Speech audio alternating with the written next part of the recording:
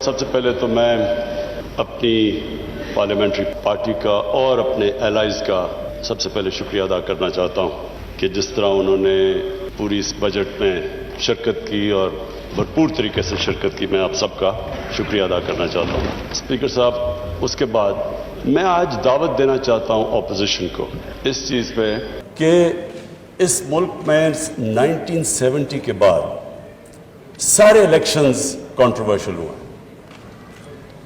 اور ابھی بھی بائی الیکشن سینٹ اس میں بھی کنٹروورسی ہو گئی۔ تو ہم نے بڑی کوشش کی ہے یہ 2 سالوں کے اندر کہ ہم کیا ریفارمز کر سکتے ہیں کہ پاکستان میں بھی الیکشنز ایکسیپٹ کرے، جو بھی ہارتا ہے وہ ایکسیپٹ کرے الیکشنز کو۔ تو اس میں ہم نے پوری ریفارمز تجویز دی ہیں، 1 سال سے پڑھی ہیں، اس کے اوپر کوئی اپوزیشن کی ابھی تک ڈبیٹ نہیں ہوئی۔ تو میں ان کو ریکویسٹ کروں گا کہ یہ تو کوئی گورنمنٹ اپوزیشن کی بات نہیں ہے، یہ تو پاکستان کی ڈیموکریسی کی فیوچر ہے۔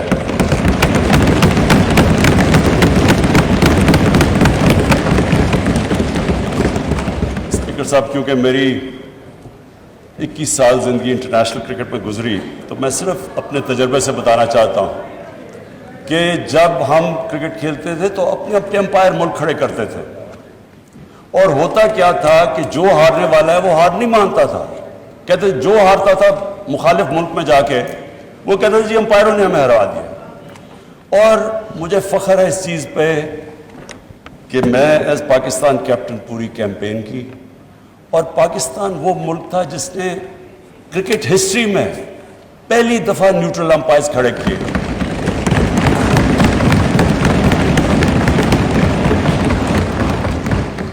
اور آج دنیا کی کرکٹ میں نیوٹرل امپائرز بھی ہیں، ٹیکنالوجی بھی ہے، اور جو ہارتا ہے وہ سب مان جاتے ہیں ہار۔ یعنی سارا جو کرکٹ کے اندر جو فیئرنس تھی وہ اس لیول پہ ہے کہ اب یہ ایشو ختم ہو گیا امپائرنگ کا۔ میں یہ ریکویسٹ کرتا ہوں کہ اب ٹائم آ گیا ہے کہ ہم بھی الیکشنز لڑیں اور کسی کو یہ فکر نہ ہو کہ جی مجھے کوئی دھاندلی سے ہرا دیا جائے گا۔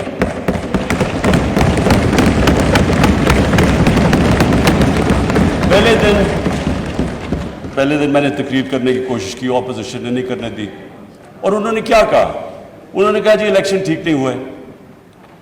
جب الیکشن ٹھیک نہیں ہوئے تو بتانا تھا کہ کس طرح ٹھیک نہیں ہوئے۔ جب ٹرمپ نے کہا کہ الیکشن ٹھیک نہیں ہوئے تو ان کے میڈیا اور پبلک نے کہا کہ ثبوت دو کہ ٹھیک نہیں ہوئے۔ ہم نے جب 2013 کے الیکشن میں کہا ٹھیک نہیں ہوئے تو ہم نے 133 میں سے 4 حلقے ڈیمانڈ کیے تھے کہ ان کی رینڈم آپ ان کی آڈٹ کر دیں، اگر یہ ٹھیک ہے ہم الیکشن مان جائیں گے۔ ہمیں نہیں، ان 4 حلقوں کو نہیں کھولا گیا۔ ایونچولی عدالت میں جا کے کیس لڑ کے 2-2.5 سال کے بعد کھلے، 4 میں دھاندلی نکلی۔ تو میرا اسپیکر صاحب آج اپوزیشن کو یہ ہے کہ ہم نے پوری کوشش کی اور ہم اس نتیجے پہ آئے کیونکہ جوڈیشل کمیشن بیٹھی تھی 2015 کے اندر، اور اس جوڈیشل کمیشن کی فائنڈنگز تھی 2013 کے الیکشن کے اوپر، جو بھی انہوں نے کہا کہ بے ضابطگیاں ہیں وہ ساری ہوتی تھیں جب پولنگ ختم ہوتی تھی اور اس کے بعد جب رزلٹ اناؤنس ہوتا تھا۔ تو ہم نے اس کے اوپر جو سب اپنی ڈسکشن کر کے ایک نتیجے پہ آئے کہ اس کا صرف ایک راستہ ہے، EVM مشینز۔ وہ کیوں ہیں؟ کیونکہ EVM مشین جیسی الیکشن ختم ہوتا ہے بٹن دبتا ہے، رزلٹ آ جاتا ہے۔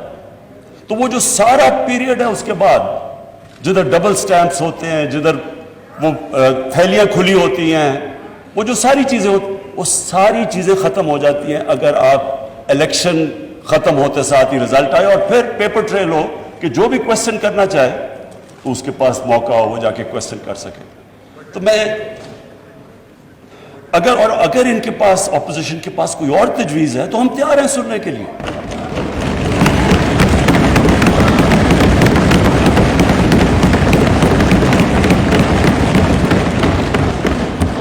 لیکن یہ تو کوئی ہر الیکشن، اگر آج آپ کچھ اس پہ کوئی ریفارم نہیں کریں گے، یہ تو پھر ہر الیکشن کے اندر یہی سلسلہ ہوگا، جس طرح بائی الیکشن، جس طرح سینٹ کے اندر۔ تو یہ ایک میری ریکویسٹ تھی۔ اچھا جی، اب میں اس بجٹ کے اوپر آتا ہوں. میں اس بجٹ کے اوپر بات کرنے سے پہلے اپنی ویژن کی بات کرنا چاہتا ہوں کہ ہماری ویژن کیا ہے پاکستان کی, اور جو بجٹ ہے وہ ریفلیکٹ کرنا چاہیے جو ایک ملک کی ویژن ہے. مجھے خوشی اس لیے, اور میں شوکت ترین آپ کو اور آپ کی ساری اکنامک ٹیم کو آج خراج تحسین اس لیے پیش کرتا ہوں کہ آپ نے جو میری ویژن تھی پاکستان کی, اس کے مطابق آپ نے بجٹ بنایا.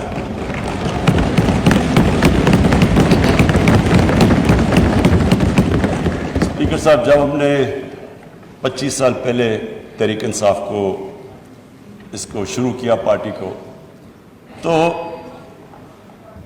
ہماری جو موٹیویشن تھی, جو میری موٹیویشن تھی, وہ ایک ہی تھی جو کہ نظریہ پاکستان تھا.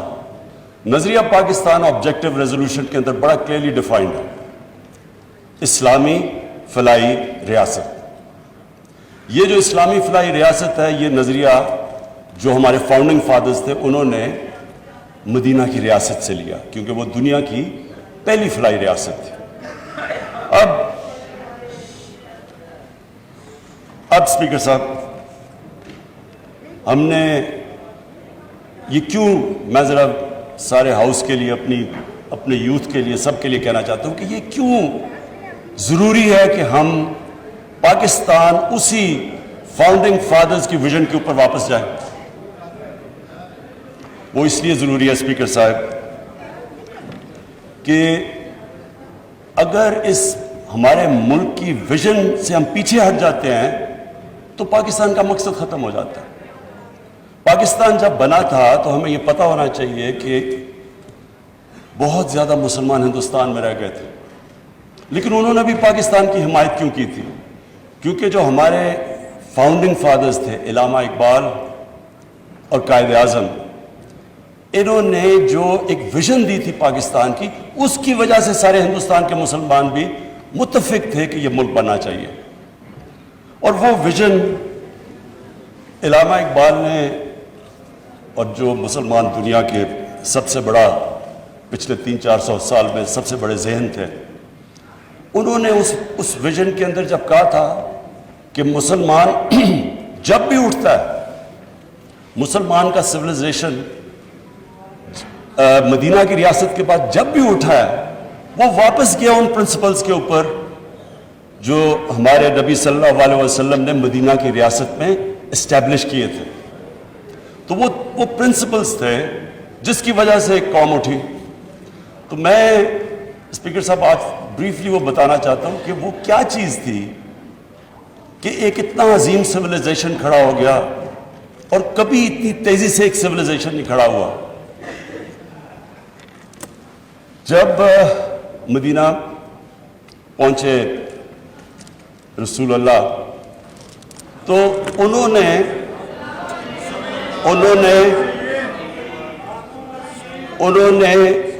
مدینہ کی ریاست میں جو پرنسپلز طے کیے, یہ دنیا کی تاریخ اس کی گواہ ہے کہ ان کے مدینہ کے آنے کے بعد 13 سال کے بعد جو ایک سپر پاور تھی وہ ان کے سامنے اس نے گھٹنے ٹیکے, بیزنٹائن ایمپائر, اور 14 سال کے بعد پرشین ایمپائر ان کے سامنے گھٹنے ٹیک گیا. یہ تاریخ کا حصہ ہے. اور اس کے بعد جو وہ سویلائزیشن انہوں نے سیٹ اپ کیا, وہ دنیا کا سب سے عظیم سویلائزیشن تھا.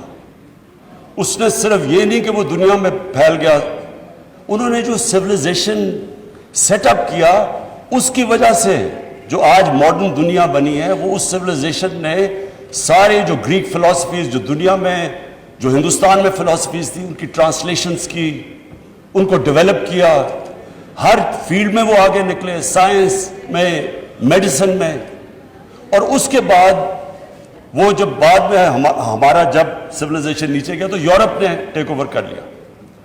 تو وہ کیا اصول تھے؟ وہ 3 اصول تھے, اور جو ہم نے اپنی پارٹی بنائی 25 سال پہلے تو ہم نے وہ 3 اصول رکھے: انصاف, انسانیت اور خودداری.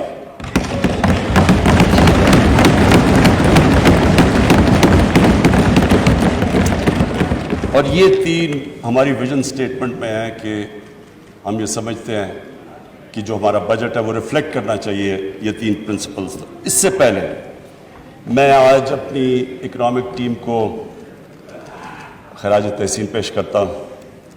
ہماری جو اکنامک ٹیم ہے اور جس میں جب سے ہماری گورنمنٹ آئی اور اب تک جس نے بھی ہماری اکنامک ٹیم میں شرکت کی سارے مستحق ہیں آج مبارک کے بھی اور خراج تحسین کے بھی.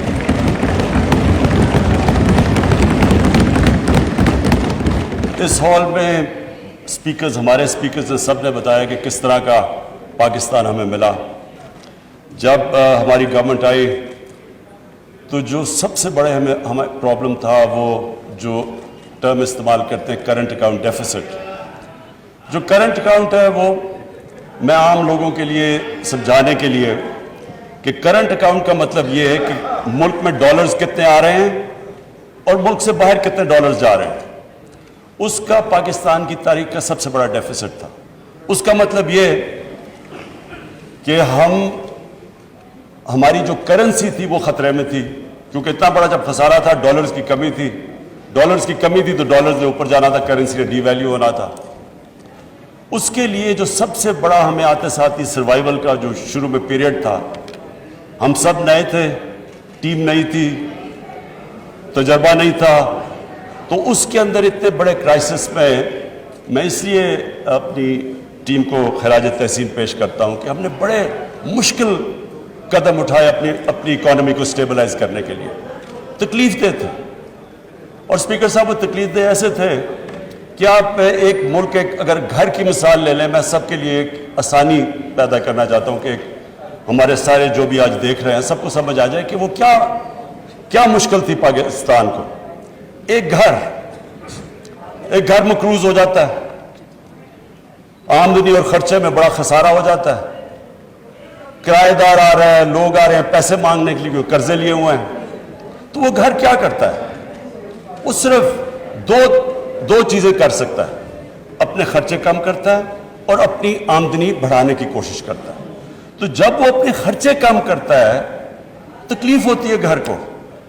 خرچے جب کم کرتا ہے, اگر آپ کے بچہ ایک اچھے اسکول میں جا رہا ہے اس کو آپ کو نکال کے دوسرے اس اسکول میں گورنمنٹ اسکول میں ڈالنا پڑتا ہے. اگر آپ کا گاڑی ہے تو موٹر سائیکل ہو, اگر موٹر سائیکل ہے تو سائیکل لینا پڑتا ہے. وہ ایک جو بھی گھر اس سچویشن میں ہوتا ہے اس کو اس مشکل وقت سے گزرنا پڑتا ہے جب تک اس کی آمدنی اوپر نہیں آتی. تو ہمارے لیے وہ مشکل فیصلے کرنے تھے, لوگوں کو تکلیف ہوئی, عوام بڑی مشکل سے گزری اور کئی ابھی بھی گزر رہے ہیں. لیکن اس کے علاوہ جب ایک ملک مقروض ہو جائے اور جب ایک ملک اس مشکل میں پڑ جائے, اس کے علاوہ دوسرا اور کوئی راستہ نہیں ہے اس کا. کوئی بھی ملک لے لیں, جب ترکی میں پرائم منسٹر تب اردوغان آئے تو ان کو بھی جب ترکی کو جو وہ بھی قرضے میں ڈوبے ہوئے تھے ان کو بھی IMF کے پاس جانا پڑا, لیکن وہ بھی 2-3 سال مشکل وقت سے گزرے. تو مجھے آج یہ خوشی ہے کہ ہماری اکنامک ٹیم نے جس طرح کے فیصلے کیے, جس طرح ہم وہ چیلنجز لیے اور جس طرح ان چیلنجز سے نکلے. ایک تو اکنامک چیلنج تھا, دنیا میں باہر گئے, پیسے اکٹھے کرنے کی پوری کوشش کی. میں آج پھر اپنے وہ ملکوں کا شکر گزار ہوں جس طرح UAE نے ہماری مدد کی, سعودی عربیہ نے ہماری مدد کی, چائنا نے ہماری مدد کی.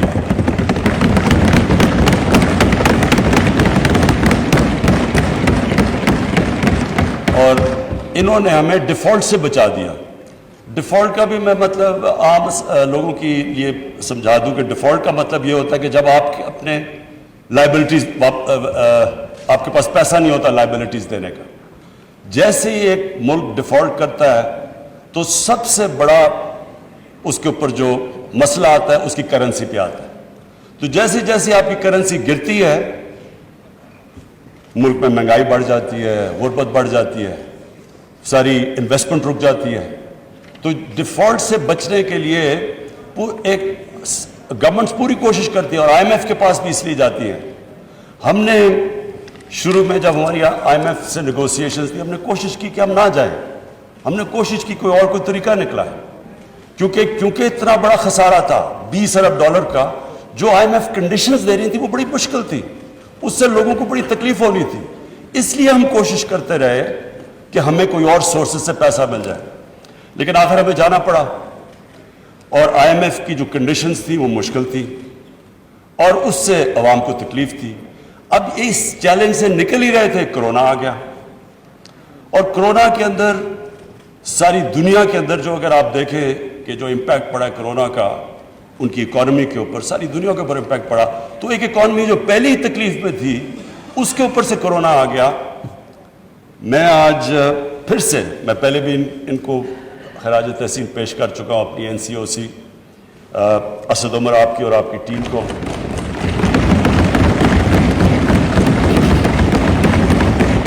ڈاکٹر فیصل کو, اور اس میں پھر جتنی بھی کوآرڈینیشن تھی پاکستان آرمی, انہوں نے ہماری پوری مدد کی, ہم نے انٹیلیجنس پوری ان سے لی, جو بھی پھر ہم نے ہاٹ سپاٹس اور پھر ان کو لوگوں کو ٹریک اینڈ ٹریس, اور ڈاکٹر فیصل جس نے پوری ایکسپرٹ اوپینین ہمیں دیتا رہا کہ یہ دنیا میں یہ ہو رہا ہے تو آپ کو یہ جو بھی قدم ہمیں اٹھانے چاہیے.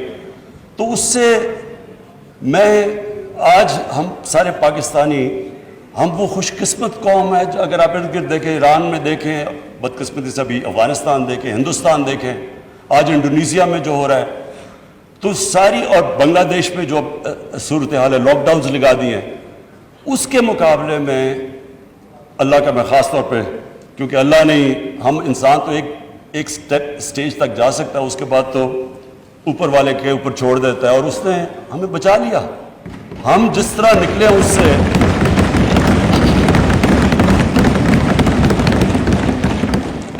اور میں صرف ایک چیز کہوں گا کہ میرے خیال میں, یہ میرا ایمان ہے اللہ پہ, کیونکہ وہ غریب کی آواز سنتا ہے, ہم اس لیے بھی بچے کہ ہم نے بڑی جلدی یہ فیصلہ کیا کہ ہم پورا لاک ڈاؤن نہیں لگانے لگے, کیونکہ اس میں اسپیکر صاحب ساری دنیا کا تجربہ ہے, فیکٹ سامنے آ گئے ہیں, لاک ڈاؤن سے جو غریب ہے, جو نچلا طبقہ ہے, وہ پس جاتا ہے. ساری دنیا کے اندر, امریکہ کے اندر فوڈ لائن, دنیا کا امیر ترین ملک, کھانے کے لیے لائنوں لوگوں کی لگی ہوئی تھی, کھانے نہیں تھے لوگوں کے پاس. ہر جگہ دنیا میں غربت بڑھی ہے جدھر لاک ڈاؤن لگا ہے. بڑا پریشر تھا ہمارے پہ, بڑی اپوزیشن کی ڈیمانڈ تھی کہ جی لاک ڈاؤن لگایا جائے. 2 مہینے بڑا برا بھلا بھی کہا گیا کہ جی ان کو سمجھ نہیں ہے, لاک ڈاؤن نہیں لگا رہے. لیکن میرا یہ مان ہے کہ جو ہم نے جو فیصلہ کیا, جی اسپیکر صاحب, جو فیصلہ کیا ہم نے یہ سوچ کے کہ جو ہمارا دہاڑی دار ہے, ہمارے مزدور, ہمارا ڈیلی ویجر جو کہ ویکلی ویجر, وہ گھر میں کھانا ہی تب آتا ہے جب اگر وہ مزدوری کرے. ہم نے جو بڑی جلدی فیصلہ کیا کنسٹرکشن کھولنے کا, اور پھر جو اپنا سارا ایگریکلچر سیکٹر تھا اس کو ہم نے پوری طرح کھولنے کی کوشش کی جلدی سے جلدی. جو وہ ہمارا فیصلہ تھا, میں سمجھتا ہوں, اور ایکسپورٹ انڈسٹری ہم نے جو کھولنے کی کوشش کی اور جلدی, میرے خیال میں جو ہم نے وہ فیصلے کیے, اور پھر ہمارا اسٹیٹ بینک نے زبردست انسینٹیوائز کیا, انہوں نے پوری مدد کی انڈسٹری کی, ہم نے اسمال اور میڈیم انڈسٹری کی مدد کی, ہم نے بجلی میں ان کو جو ہم نے ان کی مدد کی, اور پھر ہمارا جو احساس پروگرام تھا جس میں 1 کروڑ 20 لاکھ لوگوں کو صاف اور شفاف طریقے سے جلدی ہم نے ان کو پیسے دلوائے, جو کہ آج ورلڈ بینک ساری دنیا میں ملکوں میں نمبر 4 پہ احساس پروگرام کی افیکٹونیس. 1.5 کروڑ خاندان, ہاں سوری میں یہ کلیئر کر دوں, 1.5 کروڑ خاندان کو پیسے دیے, سو اس کو ملٹیپلائی کریں 6-7 سے. تو اسپیکر صاحب, ہم اس سے اللہ کا شکر ہے بہترین طریقے سے نکل گئے. اکانومی بھی ہم نے اپنے بچا لی, اور کیونکہ ہم نے بڑے فوکس طریقے سے اسمارٹ لاک ڈاؤن یعنی ریسٹرکٹ کر کے ہاٹ سپاٹس کی طرف گئے, لوگوں کو بھی ہم نے بچا لیا. لیکن ایک اور چیلنج تھا جس کا لوگوں کو اتنا زیادہ اندازہ نہیں, کیونکہ وہ وہ چیلنج تھا دیہاتوں کے اندر. لوکسٹ اٹیک ہو گیا. لوکسٹ کا ایک وقت پہ اتنا زیادہ خطرہ تھا, ادھر بھی ہم نے کمانڈ اینڈ کنٹرول سینٹر بنایا. انہوں نے باقاعدہ فخر امام فوڈ سیکیورٹی سے انہوں نے جا کے اس کو سپروائز کیا. اس میں بھی سب انوالوڈ تھے, جس طرح ہماری NCOC تھی. تو لوکسٹ سے بھی اللہ نے ہمیں بچایا اور بڑی محنت کی. عید پہ بھی لوگوں نے کام کیا. تو اسپیکر صاحب, ہم اللہ کا شکر ہے, یہ جو 4% گروتھ ریٹ ہماری تقریباً 4% گروتھ ریٹ آئی, اس کی وجہ یہ تھی کہ ہم نے ایگریکلچر کو پروٹیکٹ کیا. ایگریکلچر کے اندر ریکارڈ اس باری فصلیں آئیں, گندم کی, چاول کی, مکئی کی ریکارڈ فصلیں آئیں. اور جو گنا تھا اس کی بھی سیکنڈ ہائیسٹ اس کی بھی پیداوار ہوئی اس باری. اور اس کی وجہ سے ایک ساری اکانومی اٹھی. اور پھر جو ہم نے ایک بہت بڑا فیصلہ کیا, ہم نے یہ فیصلہ کیا کہ جو ہمارا جو کسان ہے, جو یہ شوگر ملز میں اپنے گنے لے کے جاتا ہے, کہ ان کو ٹائم پہ پیسہ ملے. یہ نہ ہو کہ ایک سال کے بعد پیسہ ملے اور پورا پیسہ ملے, جو سپورٹ پرائس ہے وہ پیسہ ملے. کیونکہ گورنمنٹ نے یہ انفورس کیا, پیسہ پہلی دفعہ شفٹ ہوا کسانوں کے پاس. کسانوں کے پاس پیسہ آیا, انہوں نے اپنی فصلوں پہ لگایا. اس کی ایک بہت بڑی وجہ کہ یہ جو ریکارڈ پیداوار ہوئی, ایک تو اللہ کا کرم ہے موسم بھی ٹھیک رہا, لیکن یہ بھی ہے کہ کسانوں کے پاس پیسہ آیا, وہ پیسے کو انہوں نے ری انویسٹ کیا. اور یہ اس سے ظاہر ہوتا ہے کہ اگر ہم اپنے ایگریکلچر کے اوپر, اور جو میں ابھی آگے آپ کو بتاؤں گا, کہ یہ ایک بہت بڑی جلدی ریزلٹس آ سکتے ہیں, جو بدقسمتی سے ہم نے اپنے ایگریکلچر پہ سالوں سے توجہ نہیں دی. یہ ایک سیکٹر ہے کہ اگر ہم اپنے کسان کا دھیان رکھ لیں تو یہ آپ کے سامنے ہے, ابھی بھی یہ جو ریکارڈ پیداوار آپ کے سامنے ہے. پھر ہماری ایکسپورٹ انڈسٹری, اس کو انسینٹیوائز کیا, اور مجھے بڑی خوشی ہے کہ یہ اس ایک سال کے اندر 17% ہماری ایکسپورٹس بڑھی.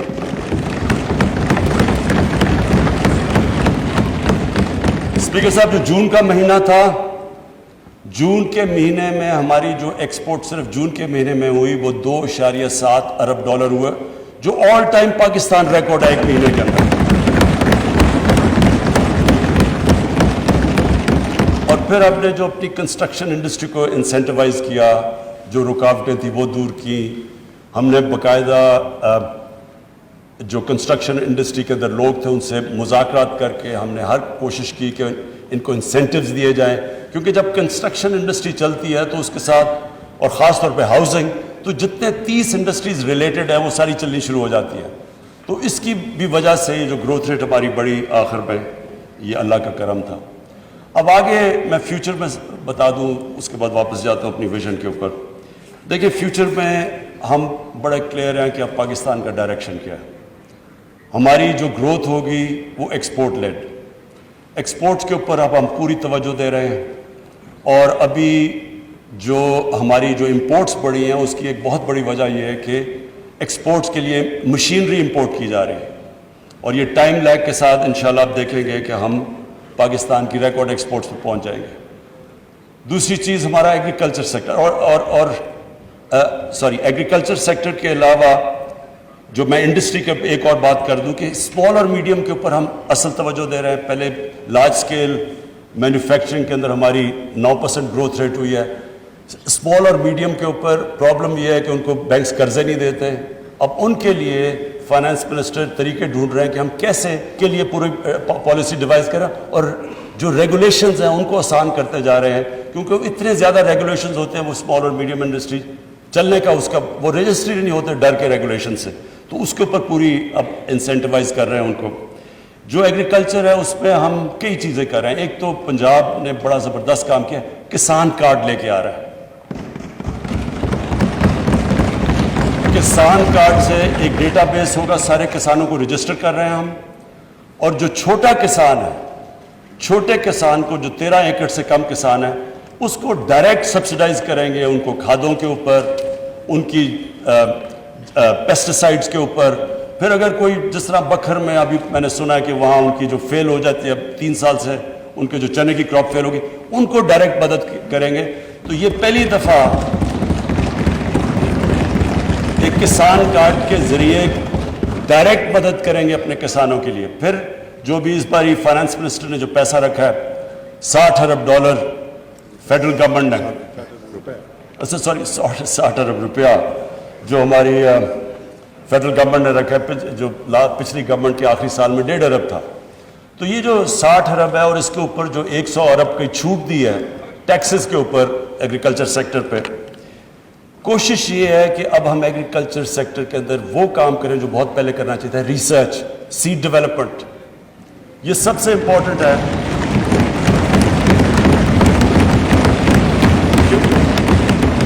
کیونکہ ہماری پروڈکٹیوٹی اگر آپ دوسری دنیا کے ملکوں سے دیکھیں تو پاکستان تقریباً سب سے کم پروڈکٹیوٹی ہے ہماری. تو بڑی جلدی اگر ہم اس پہ کام کر لیں تو جس طرح اس بار رزلٹس آئے ہیں, اور ہمارا آگے مسئلہ بھی فوڈ سیکیورٹی کا ہے کیونکہ ہم اب فوڈ امپورٹر بن چکے ہیں. گندم بھی ہمیں امپورٹ کرنی پڑ رہی ہے, چینی بھی امپورٹ کرنی پڑ رہی ہے, ہمیں دالیں امپورٹ کرنی پڑ رہی ہیں, اور ایڈیبل آئل تو خیر پہلے بھی ہم امپورٹ کرتے تھے. تو اب ہماری کوشش یہ ہے کہ ان کی پہلے تو اپنی پیداوار بڑھائیں تاکہ آگے بڑھتے ہوئے آبادی کے لیے ہم فوڈ سیکیورٹی پرووائڈ کریں, لیکن اس کے علاوہ اپنی پروڈکٹ, اس کے علاوہ جو کسان ہیں اس کو ڈائریکٹ, چھوٹے کسان کو سبسڈائز کریں کیونکہ اصل ہمارا 70% تو چھوٹا کسان ہے, اور اس کا سب سے بڑا پرابلم ہوتا ہے اس کے پاس پیسہ نہیں ہوتا, وہ آرتی سے پھنس جاتا ہے. اور اس کی ہم نے کسان کی اور مدد کرنے کے لیے کیا فیصلہ کیا, کسان مارکیٹس. یہ چائنا سے ہم نے دیکھا ہے کہ انہوں نے ورچوئل مارکیٹس بنائی ہوئے ہیں جو کسان اور ہول سیلر یا ریٹیلر کو وہ اکٹھا کر دیتے ہیں. وہ ڈائریکٹلی کسان سپلائی کرتا ہے ریٹیل کو, اس کو لوگوں کو بھی سستی چیزیں ملتی ہیں, بیچ میں جو مڈل مین اڑ جاتا ہے, اور کسان کو بھی اونچی پرائس ملتی ہے. اس کے اوپر اب انشاءاللہ ہم پورا کام کر رہے ہیں. پھر جی پاکستان کا جو بڑا مسئلہ ہے دودھ. اب دودھ ایک ایسی چیز ہے جو کہ ایک بچوں کے لیے سب سے امپورٹنٹ نیوٹریشن ہے, پروٹین ہے. اب مسئلہ یہ بنا ہوا ہے, کیلشیم ہے. پرابلم ہمارا یہ ہے کہ جو کھلا دودھ بکتا ہے وہ زیادہ تر کنٹامنیٹڈ ہے, اور پھر جب ہم ان کو جو کنٹامنیٹ دودھ کو ہٹاتے ہیں تو اس کی قیمت اوپر چلی جاتی ہے. تو ہم اس نتیجے پہ آئے ہیں کہ اس کا سب سے آسان طریقہ یہ ہے کہ ان کی جینیٹک امپروومنٹ کریں گایوں کی اور بھینسوں کی, اور اس کے لیے ہم باہر سے اب یہی باہر سے امپورٹ کر رہے ہیں جو جس سے ان کی ہم جینز کو امپروو کر سکیں. انشاءاللہ یہ ہم سمجھتے ہیں کہ 1-2 سالوں کے اندر 2 سالوں میں اس کا امپیکٹ پڑ جائے گا, اور اس کے لیے ہم نے کافی پیسے رکھے ہوئے ہیں کہ ہمارا جو لائف سٹاک ہے اس کو امپروو ہو. اتنی زیادہ ہمارے پاس گائے بھینسیں ہیں لیکن ان کی پروڈکٹیوٹی بہت ضرور. چائنا میں 6 گنا زیادہ ان کو وہی دودھ لیتی ہے گائے سے جس پاکستان کے مقابلے میں. تو اگر ہم دگنا بھی کر لیں تو یہ بہت بڑا امپیکٹ پڑ جائے گا ہماری جو امپورٹنٹ ہے دودھ سپلائی کے لیے. اچھا اسپیکر صاحب, اب میں واپس ریورٹ کرتا ہوں کہ پاکستان نے اگر آگے بڑھنا ہے تو ہمیں ان اصولوں کے اوپر واپس جانا چاہیے جس ویژن کے مطابق پاکستان بنا تھا. جو 3 چیزیں ہیں, انسانیت, انصاف اور خودداری. سب سے پہلے تو مجھے اس بجٹ میں سب سے بڑی خوشی ہوئی کہ پاکستان کی تاریخ کا سب سے زیادہ پیسہ ہم نے سوشل پروٹیکشن کے لیے دیا.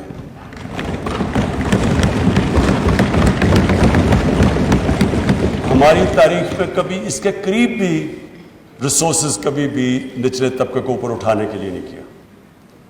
جو مدینہ کی ریاست میں جو اصول رکھا گیا تھا, پیسے نہیں تھے ابھی ان کے پاس.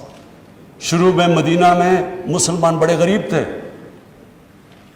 لیکن رسول اللہ نے, نبی صلی اللہ علیہ وسلم نے شروع میں ہی کہہ دیا کہ ہماری سب سے بڑی کوشش ہوگی کہ جو کمزور طبقہ ہے, جو بیوہ ہیں, جو یتیم ہیں, جو معذور ہیں, غریب ہیں, ان کو ریاست نے ان کی ذمہ داری لی تھی.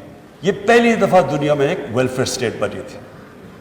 تو پاکستان شروع سے ہی ہمیں جس طرف جانا چاہیے تھا ہم نہیں گئے, ہم دوسری طرف چلے گئے. ہم نے کہا پہلے پیسہ آئے گا پھر ویلفیئر اسٹیٹ بنے گی, کہ جو اوپر سے جو ورڈ یوز کیا جاتا ہے ٹرکل ڈاؤن افیکٹ ہوگا, پیسہ ہوگا تو پھر وہ پیسہ نیچے آئے گا. یہ ٹرکل ڈاؤن افیکٹ مدینہ کی ریاست میں نہیں تھا. پہلے انہوں نے ذمہ داری لی اپنے کمزور طبقے کی, پہلے ریاست نے ان کو اوپر اٹھایا اور پھر خوشحالی آئی. اصل میں جو ایمان والے لوگ ہیں وہ یہ جانتے ہیں کہ کامیابی تو اللہ نے دینی ہوتی ہے, کوشش انسان کرتا ہے, وہ دیکھتا ہے, وہ پھر سے میں یہ کہوں گا وہ غریب کی آواز سنتا ہے. جب آپ نچلے طبقے کی مدد کرتے ہیں, دکھی انسانیت کی, اوپر والے سے برکت آتی ہے. اور یہ ہمارے سامنے ہے.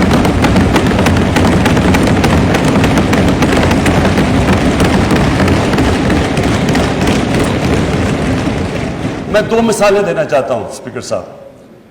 چائنا اور ہندوستان دونوں کی آبادیاں 1 ارب سے زیادہ ہے.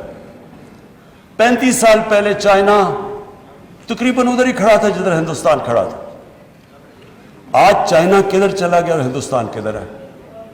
انہوں نے کیا کیا اور جو ہندوستان نے نہیں کیا؟ ہندوستان میں بھی حالات بہتر ہوئے, ہندوستان میں بھی ان کو پچھلے 30 سال میں ترقی کی, لیکن ہندوستان میں امیر اور غریب میں فاصلہ بڑھتا گیا. آج وہاں غربت بھی ہے اور سب سے زیادہ امیر لوگ ہیں. چائنا نے کیا کیا کہ انہوں نے فیصلہ کیا, جو مدینہ کی ریاست میں فیصلہ کیا دنیا کے عظیم لیڈر نے, کہ ہم سب سے پہلے نچلے لوگوں کو اوپر لے کے آئیں گے. اور ہم چائنا گئے اور ہم نے دیکھا انہوں نے کیا کیا جو طریقے اختیار کیے اپنے کمزور طبقے کو اوپر اٹھانے کے لیے. تو اسپیکر صاحب یہ دنیا میں ایک معجزہ ہے. 70 کروڑ لوگوں کو انہوں نے 35 سال میں غربت سے اٹھا کے اوپر لے گئے. اور ابھی اسی سال پریزیڈنٹ شی جن پنگ نے اناؤنس کیا کہ چائنا میں ہم نے ایکسٹریم پاورٹی ختم کر دی. یہ دنیا کی تاریخ میں اتنا یہ کبھی ہوا ہی نہیں, یہ معجزہ ہے. لیکن جیسے جیسے وہ غریبوں کو اوپر لیتے گئے, چائنا بھی ایک اکنامک جائنٹ اور سپر پاور بن گیا. ہندوستان نے, اس کے پاس بھی اتنی بڑی مارکیٹ تھی, لیکن انہوں نے یہ سٹیپس نہیں لیے. تو ایک اسکالر تھے محمد عبدو, بہت بڑے اسلام کے اسکالر تھے. وہ جب یورپ سے 100-125 سال پہلے جب وہ واپس آئے مصر, تو انہوں نے مصر میں کہا کہ یہاں مسلمان تو بڑے ہیں لیکن یہاں اسلام بہت کم ہے. اور جب یورپ گئے, کہتے ہیں یورپ میں جو میں نے دیکھا مسلمان تو نہیں نظر آئے لیکن بڑا اسلام نظر آیا. کہنے کا مطلب یہ ہے کہ جو بھی ان اصولوں کے اوپر چلے گا وہ اوپر چلا جائے گا. آج آپ اسکینڈینیوین ممالک میں چلے جائیں, سب سے بہتر اگر میں دنیا میں پھرا ہوں تو انسانیت کا نظام آج اسکینڈینیویا میں. آپ وہاں خوشحالی دیکھیں کیسی اور ان کی انسانیت دیکھیں کیسی. ہر انسان کی قدر ہے, اس سے بھی آگے چلے گئے ہیں, جانوروں کی قدر ہے وہاں. اور وہ بھی میں کہہ دوں کہ وہ بھی حضرت عمر کا قول تھا کہ اگر کتا بھی میری ریاست میں بھوکا مرتا تو میں ذمہ دار ہوں. یعنی یہ ہے انسانیت کا تقاضا. اور ان ملکوں میں جو ہم جن کو مسلمان نہیں کہتے, لیکن مسلمان ملکوں میں آپ دیکھ لیں, ہمارے ملک میں دیکھ لیں کہ امیر امیر ہوتا جاتا ہے, غریب غریب ہوتا جاتا ہے. کوئی سوشل سیکیورٹی نیٹ ورک نہیں ہے. ہمارا آج فیملی سسٹم نہ ہو, ہمارا خاندانی نظام نہ ہو تو یہاں تو لوگ بھوکے مرتے رہے. ہمیں تو آج اگر کسی نے بچایا ہوا ہے تو وہ ہمارے ایکسٹینڈڈ فیملی سسٹم نے بچایا ہوا ہے. کوئی بے روزگار ہوتا ہے تو اندر لے لیتے ہیں, اس کا دھیان رکھتی ہے. ہمارے تو کوئی سوشل سیکیورٹی نہیں ہے. میں پہلی دفعہ جب برطانیہ گیا تو میں نے تو پہلی دفعہ دیکھا کہ ایک فلاحی ریاست کیا ہوتی ہے. آپ کوئی آدمی کسی گورنمنٹ کے بیمار ہو, آپ کسی ہسپتال میں چلے جائیں, آپ کا مفت علاج تھا. سارے غریب سے غریب آپ ہوں, آپ کو مفت تعلیم ملتی تھی اور کوالٹی کی تعلیم ملتی تھی. کئی ان کا پرائم منسٹر ایک آدھ بنا, وہ بھی ایک سرکاری اسکولوں میں مفت پڑھ کے بنا. ادھر آپ بے روزگار ہوتے ہیں, ان امپلائمنٹ بینیفٹس ملتی ہیں جب تک آپ کو روزگار نہیں ملتا. عدالت میں غریب آدمی جاتا ہے, اس کو لیگل ایڈ ملتی ہے مفت کی, اس کو وکیل ملتا ہے. ہم نے تو پہلی دفعہ یہ دیکھا. یہاں تو اس طرح کا کانسیپٹ ابھی تک تھا ہی نہیں. تو یہ میں آج فائنانس منسٹر آپ کو اس لیے خراج تحسین پیش کرتا ہوں، یہ پہلی دفعہ پاکستان اس طرف نکل گئی ہے جدھر ہم آج سے 74 سال پہلے جانا چاہیے تھا، اسلامی فلاحی ریاست۔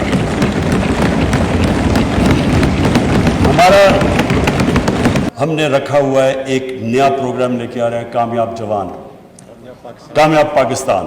کامیاب جوان اس کا حصہ ہے، اوور آل کامیاب پاکستان۔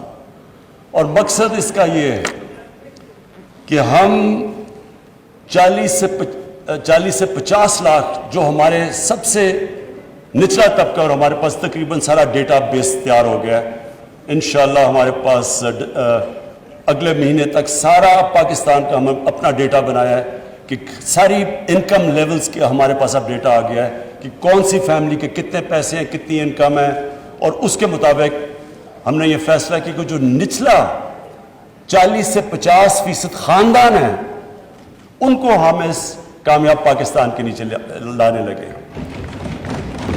500 ارب ان کے لیے ہم نے ڈیڈیکیٹ کیا ہے۔ اس میں 4 چیزیں ہوں گی۔ سب سے پہلے سستے سود کے بغیر قرضے، کسان جو ہوں گے ان کو 3 لاکھ دیں گے سود کے بغیر قرضہ چھوٹے کسانوں کے لیے، اور جو شہر کے اندر ہم ان کو پیسے دیں گے تاکہ وہ اپنا کوئی کاروبار شروع کر سکیں۔ دوسری چیز ہم اسپیکر صاحب ان کے لیے وہ کام کر رہے ہیں جو میں ہمیشہ سوچتا تھا کہ اللہ نے کبھی موقع دیا تو وہ ہم اس ملک میں کریں گے۔ ہیلتھ کارڈ، ہیلتھ انشورنس، جو میں اپنے جو ہمارے پی ٹی آئی کے 3 صوبے ہیں، پنجاب، پختونخوا اور جی بی، ان کو میں آج خاص یہ اس لیے مجھے خوشی سے میں ان کی تعریف کرنا چاہتا ہوں، اور بلوچستان وہ ہماری کولیشن گورنمنٹ ہے، ادھر بھی میری جام کمال سے بات ہو چکی ہے کہ سارے شہریوں کو ہم نے، سارے جتنے بھی خاندان ہیں ان سب کو ہم نے ہیلتھ انشورنس دینی ہے۔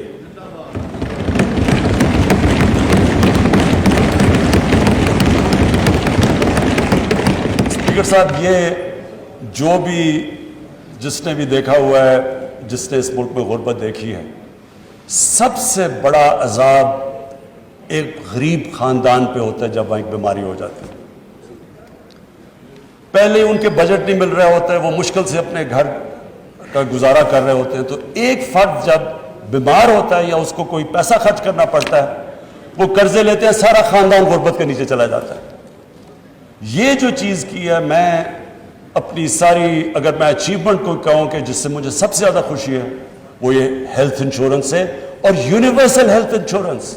یہ امریکہ جیسی جگہ میں نہیں ہے۔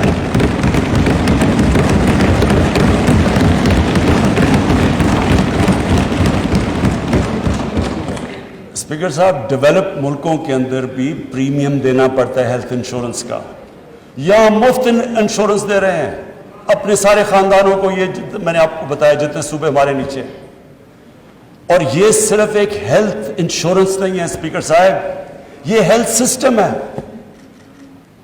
یہ اب پاکستان میں ماڈرن ہیلتھ سسٹم انشاءاللہ بنے گا۔ وہ کیسے؟ اب کیا ہوتا ہے کہ سرکاری ہاسپٹل صرف بناتے ہیں دیہاتوں کے اندر، چھوٹے شہروں میں، بڑے شہروں کے اندر صرف کمرشل ہاسپٹل بنتے ہیں، پرائیویٹ سیکٹر صرف وہاں آتا ہے، کیونکہ چھوٹے شہروں میں وہ پیسے نہیں دے سکتے، غریب آدمیوں کے پاس بائنگ پاور نہیں ہوتی، تو وہ وہاں ہاسپٹل نہیں جاتے۔ یا سرکاری ہاسپٹل جب آپ لے کے جاتے ہیں ڈسٹرکٹس میں، وہاں ڈاکٹرز نہیں جاتے، وہاں آپ ہاسپٹلز دیکھیں وہ خالی پڑے رہتے ہیں، بڑی مشکلوں سے ایکسٹرا پیسے دینے پڑتے ہیں۔ پختونخوا میں انہوں نے ایکسٹرا ان کے لیے پیسے دیے تاکہ ڈاکٹرز جا سکیں۔ اب یہ جو ہیلتھ کارڈ ہے، اس سے اب دیہاتوں کے اندر لوگوں کے پاس بائنگ پاور آ گئی ہے، وہ اپنا علاج کروا سکتے ہیں، وہ پیسے دے سکتے ہیں۔ اور ہیلتھ کارڈ صرف سرکاری ہاسپٹل میں نہیں، کسی بھی ہاسپٹل کے اندر ہیلتھ کارڈ استعمال ہو سکتا ہے۔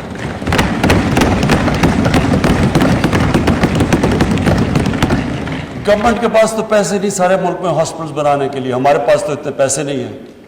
پرائیویٹ سیکٹر آئے گا، اور پرائیویٹ سیکٹر کے لیے ہم اب آسانیاں پیدا کر رہے ہیں۔ کیسے کر رہے ہیں؟ اوقاف کی زمین، ویکیو ٹرسٹ کی زمین ہم نے فیصلہ کیا ہے کہ ان کو سستے داموں کے اندر ہم ہاسپٹلز کے لیے دیں گے۔ کیونکہ اتنی مہنگی زمین ہے شہروں کے اندر، اور تاکہ وہ جب ہاسپٹل بناتے ہیں ان کے پاس اتنا موقع نہیں ہوتا کہ اپنا ریکور کرنے کے لیے کاسٹ، تو ان کو سستی زمینیں دیں گے. جو بھی میڈیکل اکوپمنٹ پاکستان میں نہیں بنتی وہ ڈیوٹی فری باہر سے امپورٹ کروائیں گے پرائیویٹ سیکٹر کے لیے.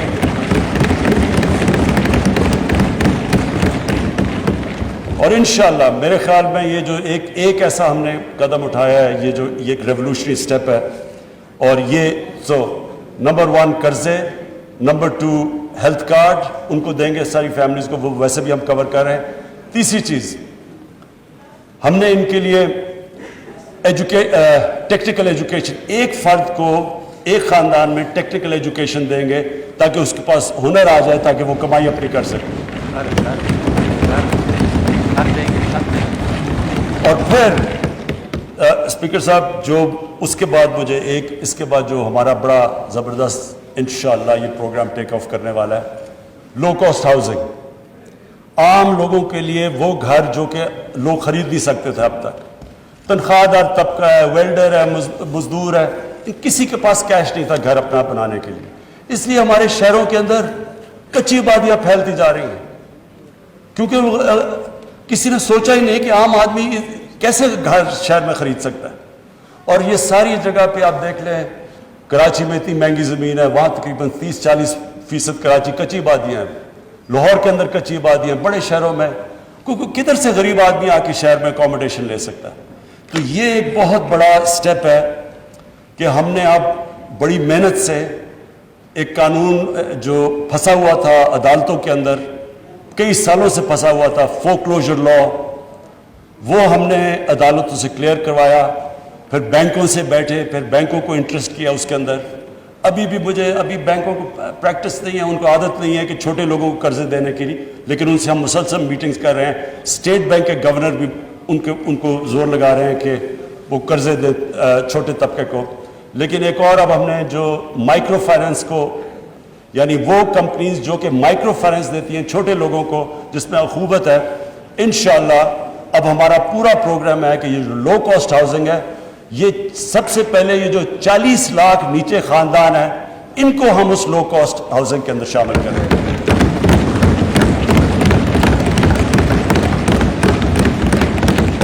پھر اسپیکر صاحب احساس پروگرام اب ہمارا اس اگلے مہینے، جس طرح میں نے کہا، ہمارے پورا ڈیٹا بیس پاکستان کا کمپلیٹ ہو جائے گا.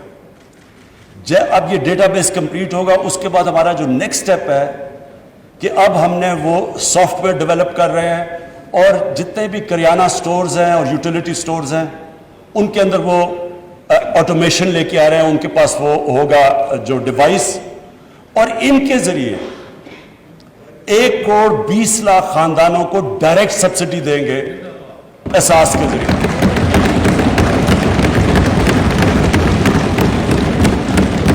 یہ اسپیکر صاحب یہ کبھی پاکستان میں نہیں ہوا. یہ پہلی دفعہ ہوگا کہ جو نچلا ہمارا، آپ سوچ لیں 1,20,00,000 خاندان، ان کو ڈائریکٹ سبسڈی کس چیز کی دیں گے؟ کیونکہ ایک انٹرنیشنل مہنگائی بڑھ رہی ہے، کموڈٹیز کی قیمت ریکارڈ پہ گئی ہوئی ہے پچھلے 1 سال کے اندر. تو ہم ان کو جو بیسک ہے، گھی ہے، آٹا ہے، چینی ہے، جو ایک عام آدمی، دالیں ہیں، ان کو ہم یہ جو 1,20,00,000 خاندان ہوں گے، یہ کسی بھی کرانہ سٹور اور یوٹیلیٹی سٹور پہ ان کا ہمارا ڈیٹا بیس پہ ہوں گے. یہ وہاں جا کے سبسڈائزڈ آٹا اور یہ جو بیسک چیزیں ہیں جو کھانے پینے کی، یہ لے سکیں گے.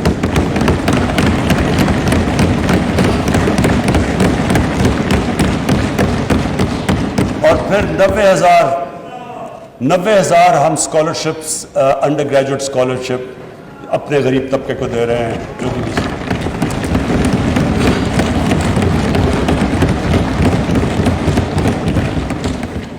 اچھا اسپیکر صاحب. پھر اب میں صرف یہ کہنا چاہتا ہوں کہ ہمارا جو اب ڈائریکشن ہے وہ نکل گیا ہے، جو کہ پاکستان کی ویژن ہے کہ ایک فلاحی ریاست کی طرف جا رہا ہے پاکستان. میں یہ بھی کہہ دوں کہ مجھے جو بڑی خوشی ہوتی ہے جب میں دیکھتا ہوں جو ہم نے پناہ گاہ بنائی ہوئی ہیں، جو مزدور ہیں بیچارے، جو محنت کش لوگ جو کہ سارا دن مزدوری کرتے ہیں اور پھر بچا کے پیسہ اپنی بیوی بچوں کو بھیجتے ہیں، تو اب ہماری پناہ گاہ کا جو جال ہے وہ انشاءاللہ ہم سارے پاکستان میں ان ایریاز میں دیتے ہیں جدھر باہر سے لوگ مزدوری کرنے آتے ہیں، تاکہ وہ سو بھی سکیں، ان کو کرایہ بھی نہ دینا پڑے، ان کو کھانا پینا بھی مل جائے، وہ صاف ان کو نہا دھو بھی لیں، اور اس کے بعد جو بھی پیسہ ان کا بچے وہ سیدھا اپنے گھر میں بیوی بچوں کو بھیجیں گے۔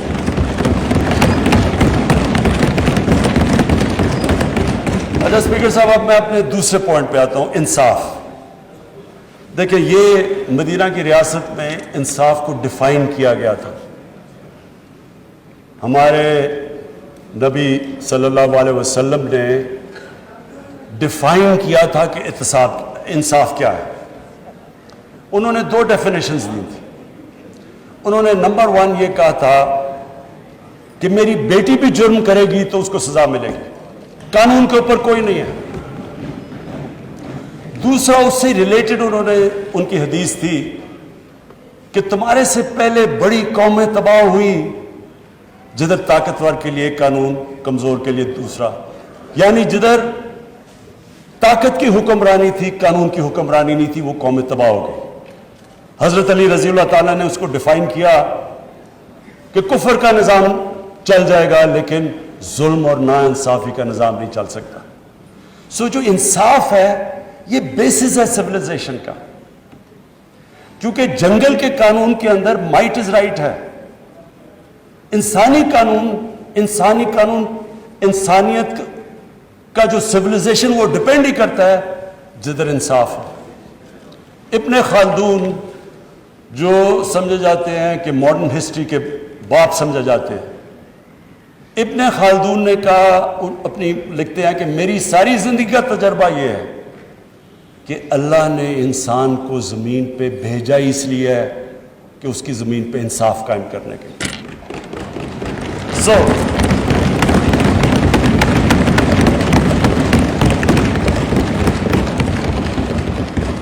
اسپیکر صاحب، یہ جو بیسس ہے قانون کی حکمرانی، یہ ہے بیسس ایک سوسائٹی کا۔ آج اگر آپ دنیا کی تاریخ سٹڈی کر لیں تو معاشرہ تو وہی اوپر گیا، خوشحال وہ ہوا جدھر انصاف ہے۔ شیر شاہ سوری کی میں پڑھ رہا تھا کہ جب وہ اوپر آئے وہ تو ان کو ایک جاگیر دی گئی۔ شیر شاہ سوری کی جو جاگیر، اٹھے شیر شاہ سوری ادھر سے، کیسے اٹھا کہ اس نے اپنی جاگیر میں سب سے پہلے جتنے بڑے بڑے ڈاکو تھے ان کو اس نے فارغ کیا۔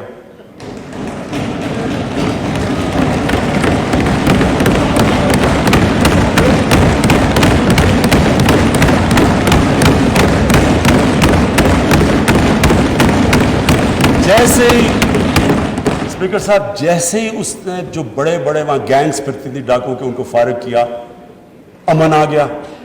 جیسے ہی امن آیا تو ارد گرد کی جتنی جاگیریں تھیں وہ سارے جو تاجر تھے وہ شیر شاہ کے جاگیر میں آ گئے، کیونکہ وہاں امن تھا، وہاں خوشحالی آ گئی۔ ساروں کو دنیا میں ارد گرد ہو گیا کہ سب کو شیر شاہ سوری کا نام پتہ چل گیا کہ سب سے زیادہ خوشحال تھا وہ۔ آپ اٹھا کے دیکھ لیں، پہلے دلی کی سلطنت دیکھ لیں، بلبن تھا تو ایک وہ آدمی تھا جو کہ انصاف پسند تھا، وہاں خوشحال تھا۔ علاؤ الدین خلجی، اس کے دورے میں خوشحالی تھی۔ جیسے ہی جس معاشرے کے اندر جب طاقت کی حکمرانی آتی ہے، یعنی جنگل کا قانون آتا ہے، وہ نیچے چلا جاتا ہے۔ آج دنیا میں مجھے ایک ملک بتا دیں جو خوشحال ہے اور ادھر قانون کی حکمرانی اور انصاف نہ ہو، اور ایک ملک مجھے بتا دیں جو غریب ہے جدھر انصاف ہو۔ یہ کانٹرڈکشن ان ٹرمز ہے۔ اس کو میں آپ کو اور سپیل آؤٹ کر دیتا ہوں۔ سیکرٹری جنرل یونائٹڈ نیشنز نے ایک پینل بنائی، اس کا نام ہے fact I panel. Fact I panel نے انویسٹیگیٹ کیا کہ یہ امیر اور غریب ملک میں فاصلے کیوں پڑ رہے ہیں، امیر ملک امیر ہوتے جا رہے ہیں، غریب غریب ہوتے جا رہے ہیں۔ اسپیکر صاحب، ان کی جو کنکلوژن ہے وہ ہمارے ملک کے لیے بڑی ریلیونٹ ہے۔ وہ فیکٹ آئی پینل نے یہ کہا کہ غریب ملکوں سے، ڈیولپنگ ورلڈ سے ہر سال 1000 ارب ڈالر منی لانڈر ہو کے امیر ملکوں اور آف شور بینکس میں چلے جاتے ہیں۔ 1000 अरब डॉलर। हमारा सुने, हमारा कितना बजट होगा? 60-70 अरब डॉलर का। हमारा बजट 22 करोड़ लोगों में 60-70 अरब डॉलर। 1000 अरब डॉलर हर साल गरीब मुल्कों से अमीर मुल्कों में चले जाते हैं। आप ये सोचें कि ये कितना बड़ी तबाही आ रही है दुनिया में आने वाले दिनों में। ये जो आप देखते हैं, आप ये देखते हैं इकोनॉमिक माइग्रेंट्स अफ्रीका से जा रहे होते हैं वहाँ यूरोप के अंदर, उधर साउथ अमेरिका से अमेरिका में जा रहे होते हैं, गरीब होते हैं, बच्चे सारे उठा के डूब रहे होते हैं किश्तियों में, वो जा रहे होते हैं। क्यों जा रहे हैं? क्योंकि वहाँ अमीर है और जो डेवलपिंग वर्ल्ड है वो गरीब होती जा रही है। उसकी सबसे बड़ी वजह मनी लॉन्ड्रिंग है। स्पीकर साहब, जब एक मुल्क की तबाही आती है तो उसके अमीर, उसका वो पटवारी और थानेदार और ये और सरकारी नौकर, ये भी नुकसान पहुंचाते हैं, लेकिन तबाही नहीं, मुल्क को तबाह नहीं करते। मुल्क को तबाह करता है कि जब प्राइम मिनिस्टर इमरान खान और उसके वजीर, जब हम पैसा चोरी करके मुल्क से बाहर भेजते हैं, तब वो मुल्क की तबाही आती है। जब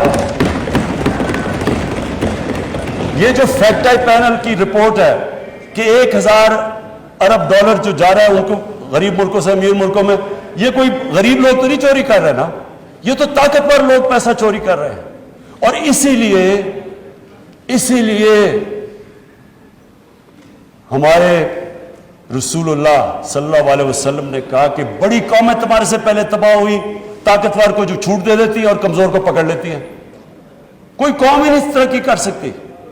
कोई मुझे दुनिया में बताएं, आप सारी दुनिया की तीसरी दुनिया, सारे अफ्रीकन रिपब्लिक्स देख लें, कितने मुल्क तरक्की कर रहे हैं जिधर ये हो रहा है। और स्पीकर साहब, यही स्ट्रगल है, पाकिस्तान की स्ट्रगल है रूल ऑफ लॉ की।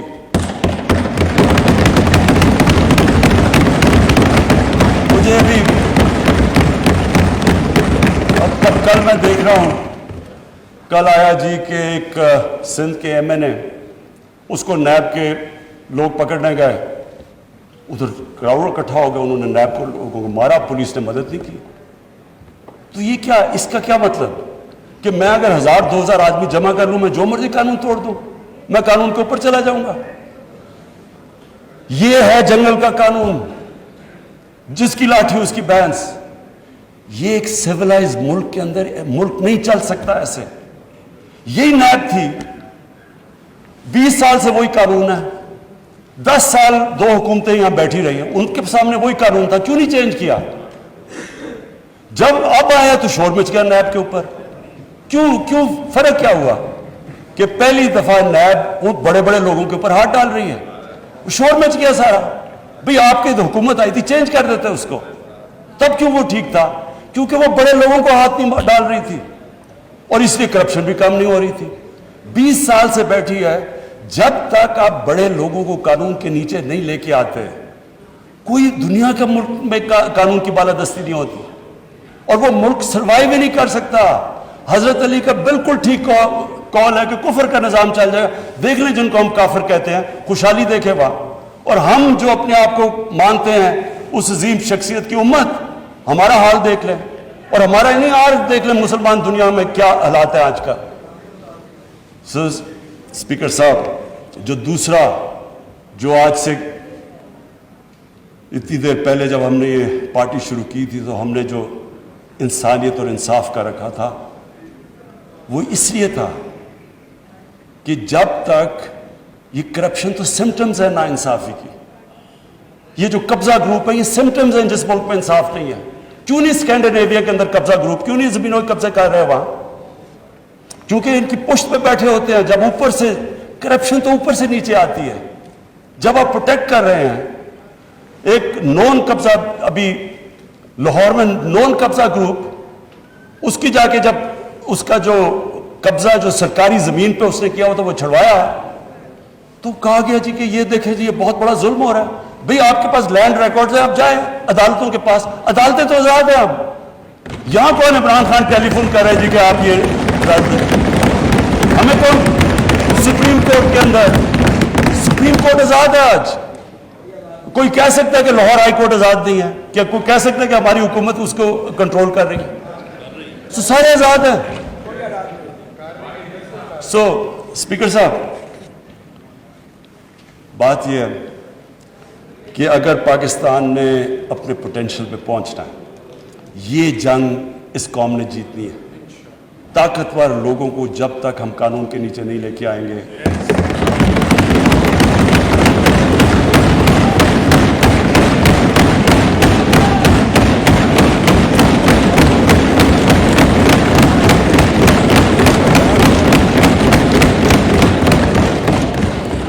अच्छा, और तीसरी चीज, ये मेरा आखिरी पॉइंट है, खुददारी।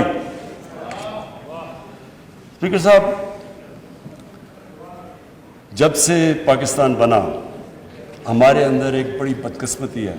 हमारा लीडर अजीम था कायद आज़म मोहम्मद अली जिन्ना, एक गुलाम हिंदुस्तान में एक आज़ाद इंसान था। वाह वाह।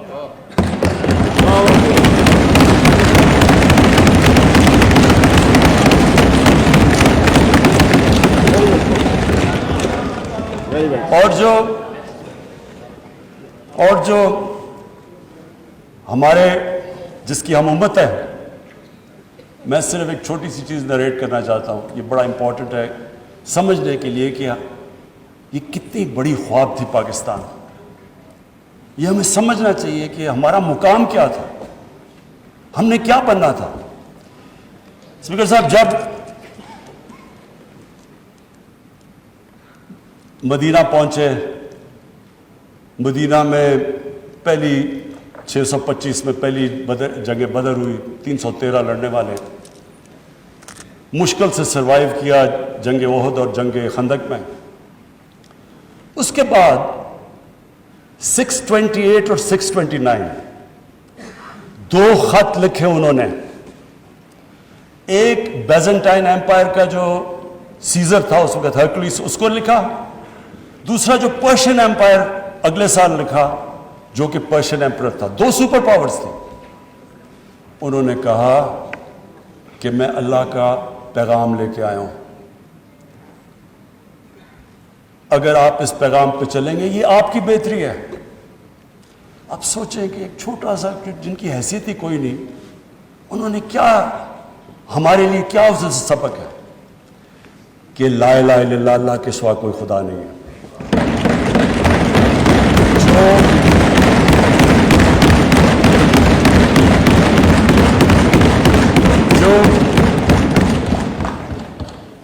जो अल्लाह के सामने झुकता है वो किसी इंसान के सामने नहीं झुकता, चाहे वो रोमन एम्परर हो और चाहे वो पर्शियन एम्परर हो। और कौन सोच रहा था कि वही जो बड़े एम्पायर्स थे, सुपर पावर्स थी, वो देखते थे यार वो देखे, ये तो आज तो मॉडर्न डे है, उन दिनों में तो ऊंट की ट्रेवल थी। तो सोचें कि इतनी तेजी से वो कैसे कोलैप्स कर गया। देखिए, जो ला इलाहा इल्लल्लाह है ना, वो इंसान में गैरत देता है, और गैरत के बगैर ना कोई इंसान बड़े काम करता है, ना आज तक कौमी गैरत के बगैर कोई मुल्क उठा है।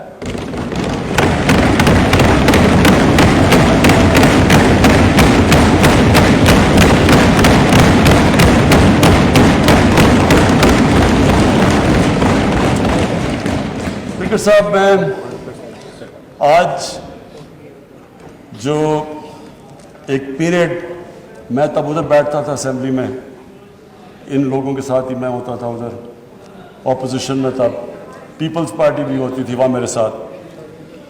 तो एक हमने एक मुल्क ने फैसला किया कि अमेरिका की वॉर ऑन टेरर ज्वाइन करने का।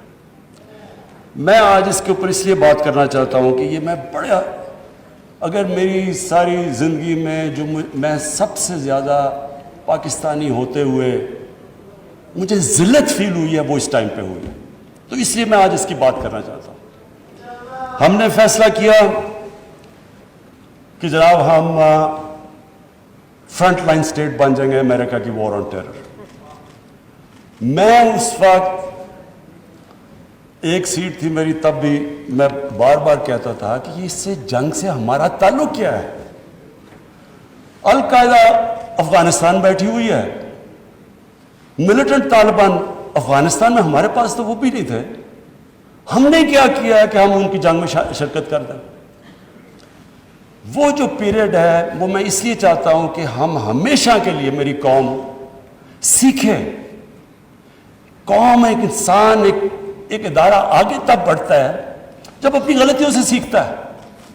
وہ جو ہم نے حماقت کی، میں یہ چاہتا ہوں کہ میں ذرا پیریڈ آپ کو، کیونکہ میں نے شرکت کی اس میں، وہ جب میٹنگز ہو رہی تھی، جب وہاں فیصلے کیے گئے، فیصلہ یہ کیا گیا کہ نہیں جی امریکہ بڑا ناراض ہے. لفظ استعمال کیا گیا جو اس میٹنگ میں ہوں گے کہ وونڈڈ بیئر ہے، کس طرف بھی ہاتھ مار دے گا، ہمیں کچھ بھی کر سکتا ہے، اس لیے ہمیں اس کی مدد کرنی چاہیے. ہاں مدد کریں، دہشت گردی ہوئی تھی، ہمیں ان کی مدد کرنی چاہیے. لیکن جو ہم نے کیا اس کے بعد،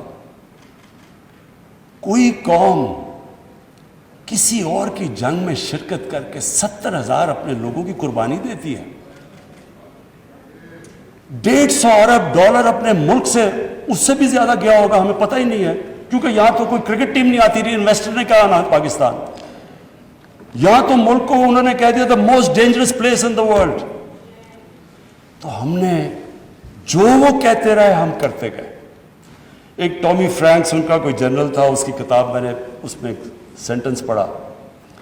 اس نے کہا کہ we knew Musharraf was vulnerable so we kept pushing him.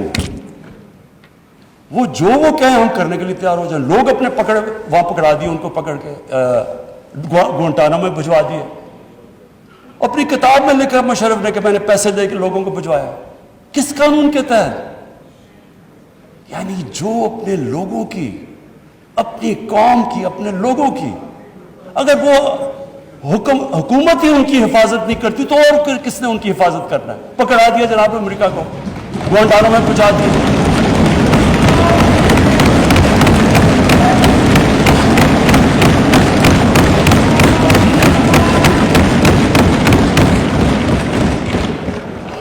اور یہاں رکی نہیں بات. قبائلی علاقے میں جی وہاں تورا بورا کے بعد ان کے تھوڑے سے القاعدہ آ گیا. القاعدہ تورا بورا کے بعد آ گئے. اوپن بارڈر تھا قبائلی علاقے میں. ہمیں انہوں نے حکم کیا کہ آپ جا کے ان کو اپنی فوج بھیجو قبائلی علاقے میں. چند 100 القاعدہ کے پیچھے ہم نے اپنی فوج بھیج دی قبائلی علاقے میں. اب جب فوج قبائلی علاقے میں جائے گی، وہ اپنے لوگ تھے ادھر، جو پھر ادھر سے وہ ڈرون اٹیک کریں، وہاں ہمارے شہری مر جائیں، ادھر ہماری فوج جس کو پتہ ہی نہیں کہ کس کے پیچھے جا رہے ہیں، چند 100 لوگوں کے پیچھے قبائلی علاقے میں گئے. اس کا نتیجہ کیا ہوا؟ آدھا ہمارا قبائلی علاقے کے لوگوں نے نقل مکانی کی. وہ قبائلی علاقہ ابھی تک کہیں ریکور نہیں کیا. میری طرح کا آدمی جو کہتا گیا کہ یہ غلط ہو رہا ہے، مجھے ایک طالبان خان بنا دیا. یعنی وہ میں جب کہتا تھا افغانستان میں کوئی ملٹری سلوشن نہیں، جناب یہ پرو طالبان ہے. وہ جو پیریڈ تھا اسد قیصر صاحب، اسپیکر صاحب، ہماری تاریخ کا سب سے، میں اگر میرے سے کوئی پوچھے سب سے سیاہ وقت تھا. ہمیں پتہ ہی نہیں ہے کہ دشمن کون ہے، دوست کون ہے. امریکہ ہمارا دوست ہے. کبھی یہ سنا ہے کہ آپ کا دوست اپنے ملک میں بمباری کر رہا ہو؟ کہ دنیا میں یہ سنا ہے کہ آپ کے ملک میں ڈرون اٹیکس کر رہے ہو؟ آپ کا اہل ہے. اچھا وہ جو لوگ مرتے تھے، جن کے بیوی بچے مرتے تھے جب بم پھٹتا تھا، وہ جا کے وہ بدلہ کس سے لیتے تھے؟ وہ پاکستانی فوج اور پاکستان سے، دونوں طرف پاکستانی مر رہے ہیں. میں نے جب پوچھا کہ یہ آپ جب اٹھاتا تھا یہ کیا کر رہے ہیں، کیوں اجازت دی ہوئی ہے؟ وہ آگے سے کہتے تھے کہ کیونکہ پاکستان نہیں ان کے پیچھے جا رہا، لہٰذا ہمیں وہ کرنا پڑتا ہے.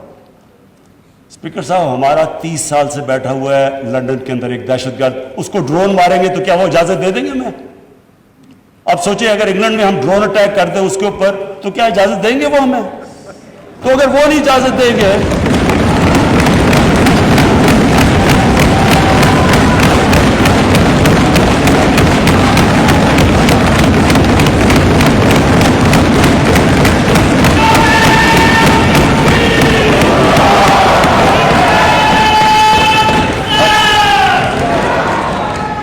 اسپیکر صاحب اگر وہ اجازت نہیں دیں گے تو ہم نے کیوں اجازت دی؟ کیا ہم سب ہیومن ہیں؟ ہم آدھے انسان ہیں؟ یا کیا ہماری کوئی ویلیو ہماری جان کی نہیں جو اتنی کی؟ ہمارے ملک میں اجازت دی گئی، گورنمنٹ سے جھوٹ بولا لوگوں سے کہ نہیں جی ہم مذمت کرتے ہیں ڈرون اٹیکس کی. ذلت دیکھیں کیا ہے کہ پہلے ان کو اجازت دے رہے ہیں اور اتنا حوصلہ نہیں ہے کہ پبلک کو کہے کہ ہم نے اجازت دی ہوئی ہے، مذمت کر رہے ہیں جی ان کی. ایک میٹنگ ہوئی، اوپن ہیئرنگ ہوئی سینٹ کے اندر. اس میٹنگ کے اندر سینیٹر کارل لیون پوچھتا ہے ایڈمرل ملن سے کہ آپ یہ کیوں پاکستان میں یہ ڈرون اٹیکس کر رہے ہیں جب پاکستانی حکومت مذمت کرتی ہے؟ ایڈمرل ملن اوپن ہیئرنگ کے اندر کارل لیون کو کہتا کہ ہم پاکستان حکومت کی اجازت سے کر رہے ہیں. وہ آگے سے کیا کہتا؟ اب یہ شیم کی تو یہ بات ہے، وہ آگے سے کہتا ہے کہ کیوں پاکستانی حکومت سچ نہیں بولتی اپنی لوگوں سے، کیوں دوگلی ہے؟ اور یہ اوپن اسپیکر صاحب، یہ اوپن کیبنٹ سینٹ کی ہیئرنگ پہ جو پبلک کے اندر ہوتی ہے اس میں یہ ہو رہا ہے. ہم نے اپنے آپ کو ذلیل کیا، ہمیں دنیا نے نہیں ذلیل کیا، ہم نے ذلیل کیا اپنے آپ. ہم اگر آج ان کو امریکہ کا کیا برا بھلا کہیں جب آپ نے خود اجازت دی ہوئی تھی اپنے لوگوں کو مارنے کے لیے. پھر سے میں ریپیٹ کرتا ہوں، مجھے کوئی انسٹنس بتا دیں کہ آپ کے ملک آپ ان کی مدد کر رہے ہیں، آپ کے لوگ مر رہے ہیں ان کے لیے اور وہ آپ ہی کو بمباری کر رہے ہیں آپ کے ملک میں. اس کی کوئی دنیا میں مثال ہے؟ اور یہ ہم نے اجازت دی. اور اسپیکر صاحب پھر ہم کہتے ہیں کہ ہماری دنیا میں جی عزت نہیں ہے.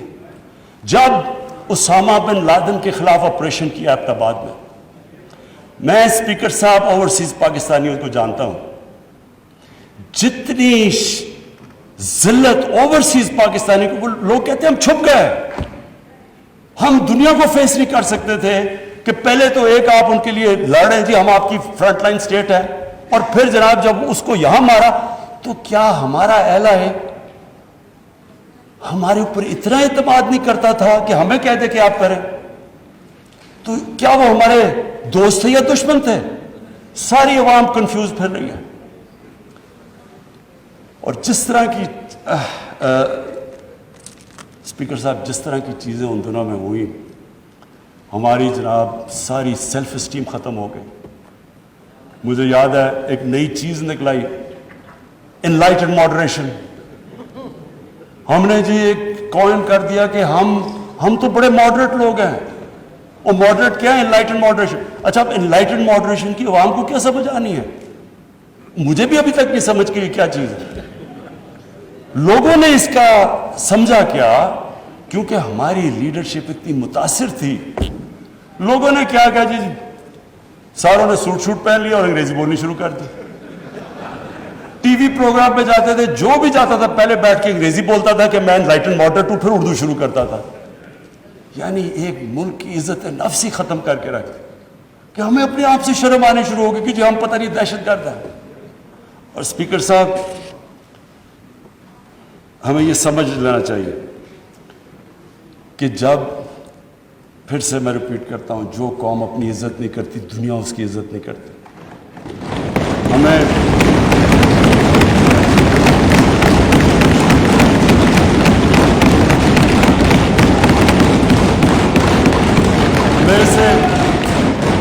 میرے سے پوچھا گیا جی کہ آپ پاکستان بیسز دے گا امریکہ کو؟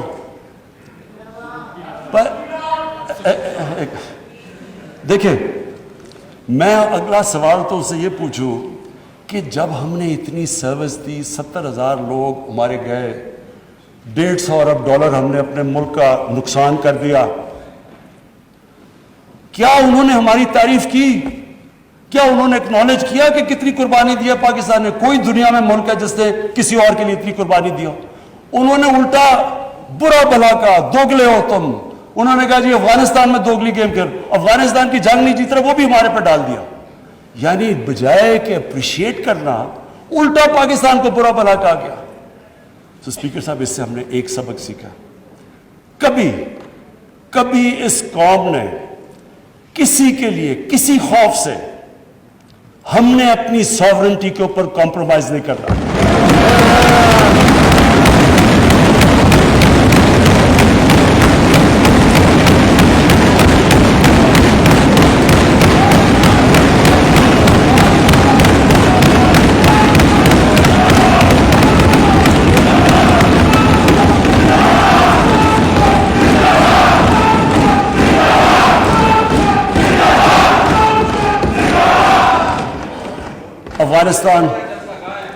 افغانستان یہ واقعی ہمارے لیے ایک بڑا مشکل اب وقت آ رہا ہے.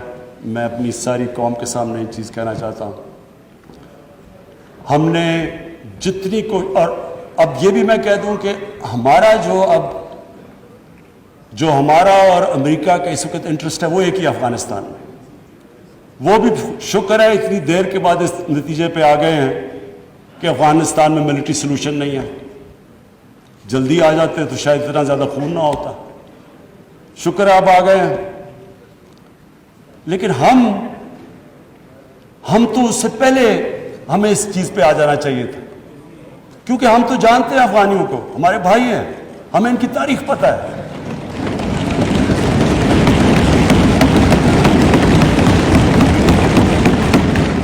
کبھی افغانستان نے باہر سے انٹرفیئرنس ایکسیپٹ نہیں کی, چاہے وہ انگریزوں کا دیکھ لیتے 19 سینچری میں, چاہے روسیوں کا دیکھ لیں, سوویٹس کا, اور چاہے یہ جو اتنی لمبی ساری امریکہ کی تاریخ میں سب سے بڑی جنگ کے بعد وہ بھی اس نتیجے پہ پہنچ گئے کہ کوئی ملٹری سلوشن نہیں تھا. ہمیں اگر ہم پرو ایکٹیو ہوتے, ہم اس وقت ایک خوددار حکومت کھڑی ہو کے کہتی کہ یہ آپ بالکل غلط کر رہے ہیں, اگر ہم کرتے ہم ان کو بچا لیتے, ادھر سے بھی خون کو بچا لیتے جو ہوا ہے وہاں افغانیوں کا, اور دوسری طرف ان کو بھی ایک بہتر ٹائم پہ یہ نکل سکتے تھے. اب ہوا کیا ہے کہ انہوں نے جب فیصلہ کیا کہ جی کوئی ملٹری سلوشن نہیں ہے, ایگزٹ ڈیٹ دے دی کہ ہم جا رہے ہیں. اب جب وہ جا رہے ہیں تو پاکستان کو کہہ رہے ہیں کہ جی کسی طرح اب ان کو ٹیبل پہ لے آؤ. ہمارے پاس کیا لیوریج ہے ان کو ٹیبل پہ نہ سوائے کہ ان کے کوئی خاندان یہاں بسے ہوئے ہیں. کیا ان کے خاندانوں کو پکڑ کے جیلوں میں ڈال دیں؟ کیا کرے اور پاکستان تو صرف ان کو کہہ سکتا ہے نا کہ ملٹری سلوشن کے اوپر اگر آپ جائیں گے تو وہاں سول وار لمبی ہو جائے گی طالبان کو, اور سول وار لمبی ہوگی, افغانستان کی بھی تباہی ہے, اور پاکستان اس کے بعد وہ ملک ہے جس کو نقصان ہوگا.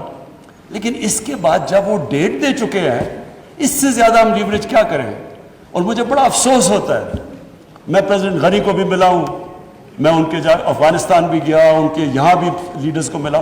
میں ان کو سمجھا کے یہ کہہ چکا ہوں کہ ہمارا انٹرسٹ ہے افغانستان میں اس وقت امن ہو. ہم آگے اکانومی کا سوچ رہے ہیں, ہم سینٹرل ایشیا کا سوچ رہے ہیں, ہماری ریجنل ہماری ٹائز ہیں تاجکستان کے ساتھ, ازبیکستان کے ساتھ, ریلوے ہم بن رہے ہیں, ہم تو آگے کا سوچ رہے ہیں. تو ہم تو چاہتے ہیں امن ہو. ہم نہ کوئی اسٹریٹجک ڈیپتھ چاہتے ہیں افغانستان میں.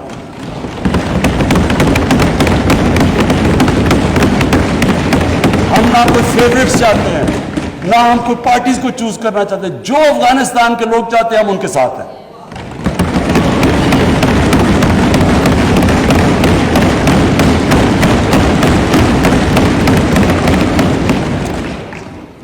تو ہم پارٹنرز ان پیس تو امریکہ کے ساتھ ہو سکتے ہیں اور ہمیشہ رہیں گے, ہم پارٹنرز ان کانفلکٹ نہیں ہو سکتے.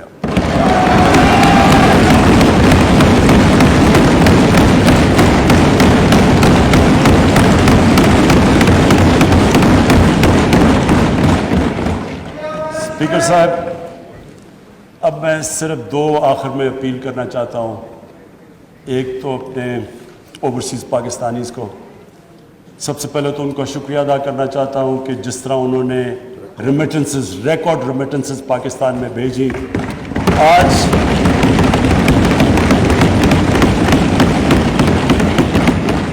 $20 ارب کا کرنٹ اکاؤنٹ جو ڈیفیسٹ آج 11 مہینے سے سرپلس میں چلا گیا ہے, وہ نہ ہوتا کہ اگر وہ اس طرح پاکستان کی مدد نہ کرتے اس مشکل وقت پہ, اور ہمیں انہوں نے جس طرح ریمیٹنسز بھیجی.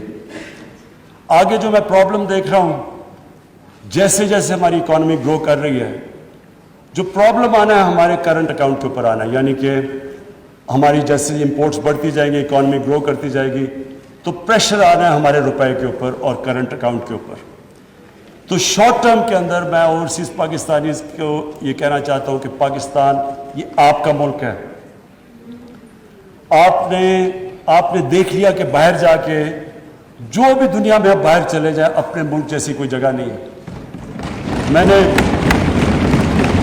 آج بڑی ایک تکلیف دے آج میں نے سٹوری پڑھی. کینیڈا کے اندر ایک تو پہلے پاکستانی خاندان کو انہوں نے ایک گاڑی، ان کا جو انتہا پسند تھا اس نے گاڑی چڑھا دی. اب کل میں نے آج پڑھا اخبار میں کہ 30-32 سال کا پاکستانی نوجوان جو وہاں گیا ہوا تھا اپنی فیملی کو لے کے، وہ یہ اس کی آج بیان تھا، اس کو چاقو مارا انہوں نے اور وہ ہاسپٹل میں. وہی ریسسٹ، یہ جو اسلاموفوبیا کی وجہ سے جو وہاں کے ریسسٹ ہیں. تو اس نے جو سٹیٹمنٹ دی، میں صرف یہ کہنا چاہتا ہوں کہ وہ ہمارے لیے بڑی تکلیف دہ ہے. اس نے کہا کہ دیکھیں، میں تو یہاں روزی کمانے آیا تھا، اب مجھے خطرہ ہو گیا اپنی بیوی اور بچوں کو. تو یہ سارے اوورسیز پاکستانیوں کو میں آج کہنا چاہتا ہوں کہ دیکھیں، ہم بدقسمتی سے آپ کو نوکریاں یہاں نہیں دے سکے، آپ کو باہر جانا پڑا، اور آپ وہاں کام بھی اچھا کر رہے ہیں، کہ بڑے ایکسل کر چکے ہیں. لیکن یہ ضروری ہے آپ کے لیے کہ آپ کا ملک تکڑا ہو، کہ اگر آپ کو مشکل پڑے اس طرح کی، تو آپ کو یہ ہو کہ میں اپنے ملک میں واپس جا سکتا ہوں. اس لیے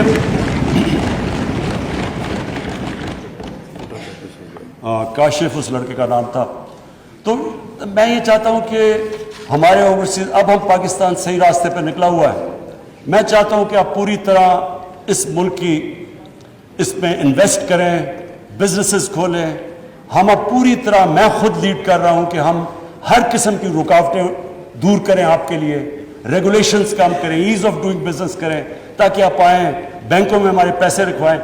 کیونکہ یہ جو شارٹ ٹرم ہمارا کرنٹ اکاؤنٹ کے اوپر جو پریشر پڑے گا، وہ صرف اور صرف اوورسیز پاکستانی شارٹ ٹرم میں کر سکتے ہیں. اس کے بعد فورن انویسٹمنٹ بھی ہے، ہماری ایکسپورٹس.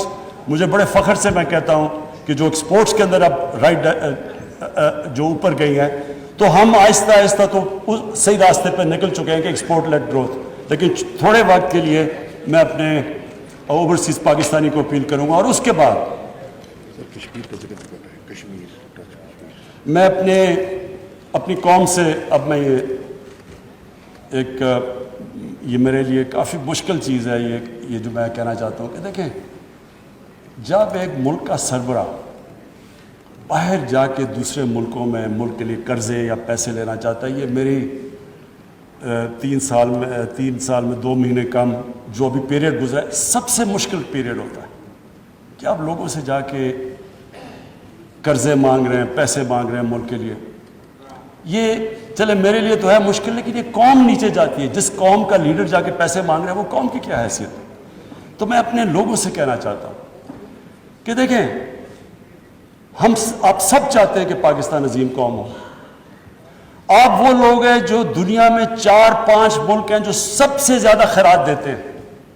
یہ وہ ملک ہے، اور میں سب سے بڑا ریسیپینٹ ہوں. شوکت حرم کے لیے پیسے اکٹھے کرتا ہوں، نمل یونیورسٹی کے لیے پیسے اکٹھے کرتا ہوں.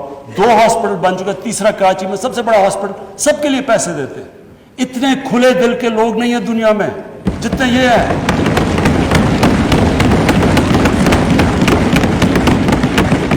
لیکن اسپیکر صاحب، جب ٹیکس دینا ہوتا تو ٹیکس نہیں دیتے. دنیا میں سب سے کم ہم ٹیکس دیتے ہیں. 22 کروڑ ہماری آبادی ہے، مشکل سے 22 لاکھ لوگ ٹیکس دیتے ہیں. 22 لاکھ لوگ کیسے اٹھا سکتے ہیں بوجھ 22 کروڑ لوگوں کا؟ یہ کیسے ملک آگے بڑھ سکتا ہے؟ کیسے ہم انفراسٹرکچر ٹھیک کر سکتے ہیں؟ کیسے ہیومن ڈیولپمنٹ کر سکتے ہیں؟ تعلیم سے کیسے کر سکتے ہیں جب پیسہ ہی نہیں ہے ہمارے پاس؟ ابھی میرے سارے ایم این ایز باری باری میرے پاس آئے پروجیکٹس لے کے، کم از کم کو 500 ارب روپے کے پروجیکٹس مجھے دے دیے، جی یہ بھی بنا دو، وہ بھی بنا دو. تو کیسے بنائیں جب پیسے نہیں ہیں آپ کے پاس؟ اور پیسے تب آئیں گے جب آپ ٹیکس دیں گے یہ لوگ. میں اپنی طرف سے سب کو یہ اشور کرتا ہوں کہ پورا زور لگا رہے ہیں ہم کہ اپنے اوپر ہم خرچے نہ کریں. پرائم منسٹر ہاؤس کے اندر کتنا ہم نے اور ہاؤس اور اس کے میں 108 کروڑ روپیہ 3 سالوں میں ہم نے اپنا ایکسپینس کم کیا ہے. فیڈرل گورنمنٹ نے کیا 2 سال میں پاکستانی فوج نے اپنا بجٹ فریز کر دیا. ہم نے پوری کوشش کی ہے آسٹیرٹی کی, لیکن اب قوم کو سامنے آنا پڑے گا. اگر ہم نے خوددار قوم بننا ہے ہمیں ٹیکس دینا پڑے گا. اس کو جس طرح آپ اس کو زکوٰۃ کو سمجھتے ہیں, جس کھلے دل سے زکوٰۃ دیتے ہیں, خیرات دیتے ہیں, تو ٹیکس یہ میں اس لیے یہ کہہ رہا ہوں آج کیونکہ ہم اب پورا میں یہ آج کہنا چاہتا ہوں کہ ہم نے پوری چھوٹ دی ہے بزنسز کو. مجھے اتنا بھی پتہ ہے کئی بزنس نے اتنا پیسہ بنایا جتنا کبھی نہیں. خود مجھے بزنس مین نے کہا کہ ہمارا کبھی اتنا پیسہ نہیں بنا. تو یہ ضروری ہے سب بزنسز سب کو کہتا ہوں کہ آپ کو کنٹریبیوٹ کرنا چاہیے, پیسے دیانتداری سے پیسے دینے چاہیے. ہمارا کام ہے کہ ہم FBR کو ٹھیک کریں گے کہ FBR میں ہراسمنٹ کا جو ایشو ہے آٹومیشن لے کے آ رہے ہیں انشاءاللہ تاکہ انسانوں کا کانٹیکٹ نہ ہو. لیکن عوام کا بھی آپ کا کام ہے کہ اگر آپ دنیا میں خودداری سے پھرنا چاہتے ہیں, ہر پاسپورٹ کی دنیا میں عزت چاہتے ہیں, تو آپ کو اب اس طرح ٹیکس دینا پڑے گا جس طرح اسکینڈینیویا کے لوگ دیتے ہیں, جو کہ آج خوشحال معاشرہ ہے. خوشحال معاشرہ تب تک نہیں ہوگا جب تک ہم دیانتداری سے ٹیکس نہیں دیں گے. تو میری اپیل ہے آج سب کو کہ ہمارا ٹارگٹ سٹف ہے. ہم نے تقریباً 6,000 ارب روپیہ اکٹھا کرنا ہے ٹیکسز میں, 5,800 ارب روپیہ ہم نے اکٹھا کرنا ہے جو ہمارا ٹارگٹ ہے. اس کے اوپر ہم یہ جو نیا ہم نے اب فیصلہ کیا ہے کہ جس طرح امریکہ کے اندر ٹیکس فراڈ کا مطلب جیل, ٹیکس فراڈ کیا آپ جیل میں گئے. یہاں ہم کرنے لگے تھے لیکن ہمیں آیا کہ جی FBR کو لوگوں کو اعتماد نہیں. اب فائنانس منسٹر کے نیچے کمیٹی بنے گی, جو ولفل ٹیکس ڈیفالٹ ہوگا ہم اس کو جیل میں ڈال دیں گے. کیونکہ اگر ہم نے یہ نہ پیسہ اکٹھا کیا, ابھی بھی ہم IMF پروگرام میں ہیں, انہوں نے اس کے بعد ہمیں کہنا ہے کہ جی اس کے اوپر ٹیکس لگاؤ اور GST لگاؤ اور چیزوں کے اوپر اور کھانے, تو لوگ تکلیف میں جائیں گے. تو لوگوں کے آپ سب کے انٹرسٹ پہ ہیں کہ اگر ہم سارے لوگ تھوڑا تھوڑا ٹیکس دے دیں گے تو ہمارا ٹارگٹ پورا ہو جائے گا اور پھر ہمیں لوگوں کے اوپر مشکلیں نہیں ڈالنی پڑیں گی. آخر میں بس اسپیکر صاحب میں اپنی کنکلوڈ کرتا ہوں تقریر کہ ہمارا ایک ایشو ہے پاکستان کا جو کشمیریوں کے ساتھ جو ظلم ہے اس وقت ہندوستان کی حکومت ظلم کر رہی ہے. میں آج اس لیے بات کرنا چاہتا ہوں کہ 5 اگست اس سے پہلے بھی کشمیریوں کے اوپر ہندوستان کی حکومت ظلم کر رہی تھی. پیلٹ گنز کا استعمال, لوگوں کو اٹھا لینا, ان کو ایک ایسا ٹریٹ کرنا جیسے جب سے یہ BJP کی حکومت آئی ہے, یہ جو RSS کا ایجنڈا ہے ان کو ہر قسم کی تکلیف میں تھا. لیکن 5 اگست کے بعد ظلم کی انتہا ہو گئی. تو میں آج اس پلیٹ فارم سے اس لیے ان کا نام لینا چاہتا ہوں کہ انہوں نے بڑی قربانیاں دی. میں ان کے جذبے کو سلام پیش کرنا چاہتا ہوں اپنی ساری قوم کی طرف سے.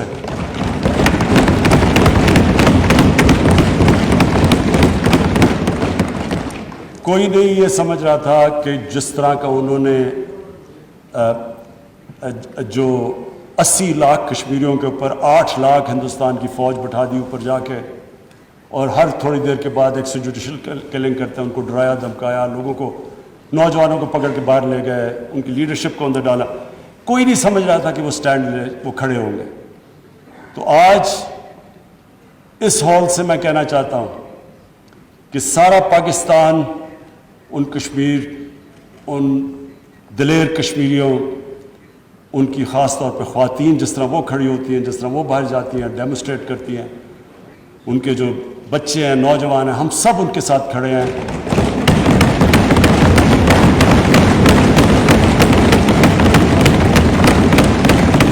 اور جو مرضی لوگ کہیں کہ جی یہ کچھ کرنے لگے ہیں کمپرومائز, کسی قسم کی جب تک ہم ہندوستان سے ڈپلومیٹک ریلیشن شپ بحال نہیں ہوگی, جب تک جو 5 اگست کے انہوں نے جو قدم اٹھائے ہوں وہ واپس نہیں لیں گے, تب تک.